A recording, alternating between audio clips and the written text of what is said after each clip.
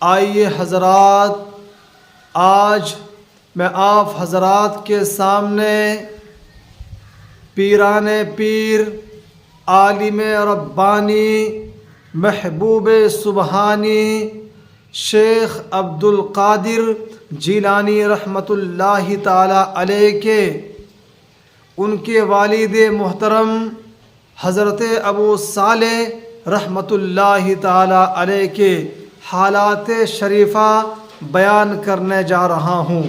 آپ حضرات سے گزارش ہے کہ آپ حضرات اس ویڈیو کے لاسٹ تک بنے رہیں۔ تو آئیے حضرات، شیخ عبد القادر جیلانی رحمۃ اللہ تعالی علیہ کے والد محترم حضرت ابو موسیٰ رحمۃ اللہ تعالی علیہ بچپن کی ان کی تاریخ کے اندر یہ واقعہ لکھا ہوا ہے کہ آپ رحمۃ اللہ تعالی علیہ ایک مرتبہ دریائے دجلہ کے قریب اللہ کی عبادت کیا کرتے تھے۔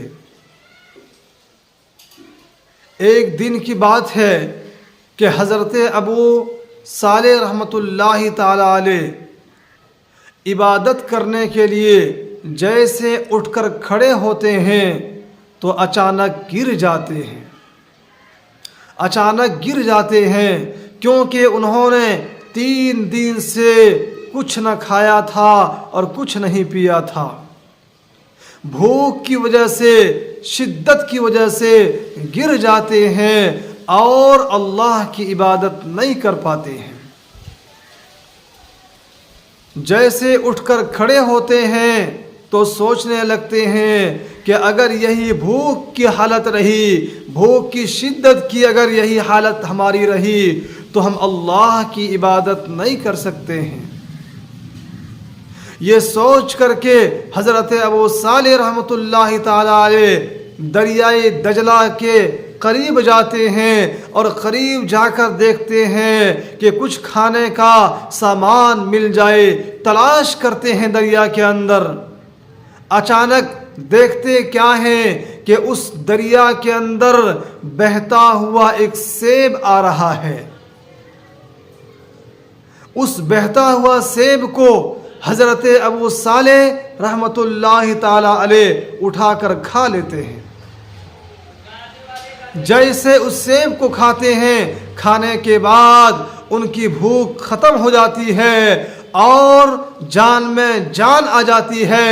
اس کے بعد اس دریا کا پانی پی لیتے ہیں۔ اس کے بعد بیٹھ کر کے سوچنے لگتے ہیں کہ اگر اس سیب کے بارے میں جو ابھی میں نے کھایا یہ میری ملکیت کا سیب نہیں تھا، یہ میرا سیب نہیں تھا، میں نے اس سیب کو بغیر اجازت کھا لیا۔ اگر اسی سیب سے متعلق کل قیامت کے دن اللہ تبارک و تعالی مجھ سے سوال کر لے کہ اے ابو صالح، تو نے دوسرے کی ملکیت کا سیب کھا لیا تھا اور بغیر اجازت تم نے کھانا کھا لیا تھا، تو اس کا جواب ابو صالح کے پاس کچھ نہیں ہوگا۔ اللہ کے سامنے میں کیا جواب دوں گا؟ یہ سوچ کر کے اس بہتا ہوا سیب کے مالک کو تلاش کرنے کے لیے جس طرف سے وہ سیب بہتا ہوا پانی کے ساتھ آ رہا تھا، وہ پانی کے ساتھ ساتھ چلنے لگے اور بہت دور جانے کے بعد دیکھتے کیا ہے کہ ایک سیب کا درخت ایک باغ کے اندر ہے اور اس باغ کے جو درخت ہے اس کی ٹہنی دریا کے قریب آ رہی ہے۔ انہوں نے سوچا کہ شاید اسی درخت کا وہ سیب ہوگا جو میں نے کھا لیا۔ وہاں کے لوگوں سے پوچھے کہ میں نے ایک سیب کھا لیا جو دریا کے اندر بہتا ہوا آ رہا تھا، آپ لوگ بتائیے اس سیب کا مالک کون ہے؟ وہاں کے لوگوں نے کہا کہ جی ہاں، اس باغ کا جو مالک ہے وہ فلاں گاؤں کے اندر اور فلاں گھر کے اندر رہتا ہے۔ حضرت ابو صالح رحمۃ اللہ علیہ جاتے ہیں اور جا کر کے ان سے ملاقات کرتے ہیں۔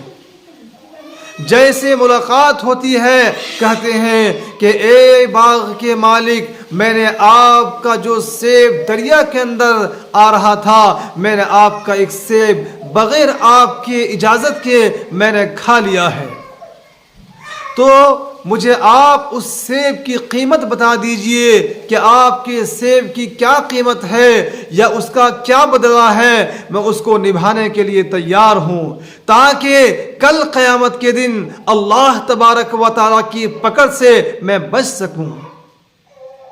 جیسے اس سیب کے مالک نے ان کی باتوں کو سنا، کہنے لگے کہ اس سیب کا بدلہ یہ ہے کہ آپ میرے اس باغ کے اندر 10 سال تک ڈیوٹی کیجئے، ایک سیب کھانے کی وجہ سے میرے اس باغ کے اندر آپ کو 10 سال تک مزدوری کرنی پڑے گی۔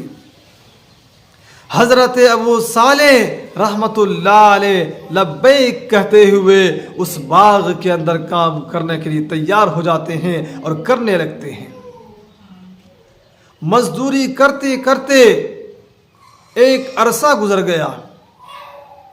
ایک عرصے کے بعد ایک دن اس باغ کا مالک آتا ہے اور آ کر کے حضرت ابو صالح سے کہتا ہے، اے ابو صالح، ہمارے آج گھر کے اندر کچھ خاص ہمارے مہمان آنے والے ہیں، آپ ان مہمانوں کے واسطے اچھے اور بڑھیا قسم کے جو سیب ہے اس کو توڑ کر کے آپ لائیے، جو بالکل کھانے میں میٹھے ہو، مزیدار ہو، آپ لے کر کے حاضر کیجیے۔